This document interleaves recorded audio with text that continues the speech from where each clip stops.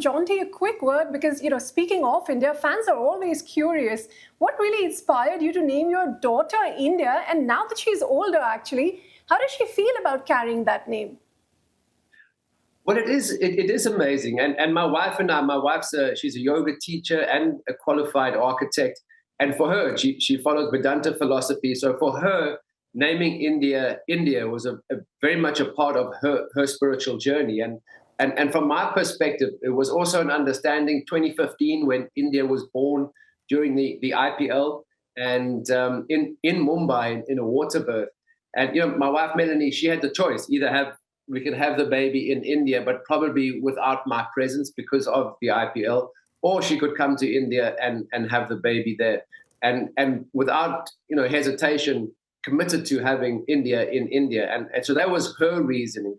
For me, it was very much one around girl child. At that stage, there was a lot of talk and focus about girl child, and secondly, I've had the privilege to work with on the cricket field and in the commentary with some of the greats of Indian cricket.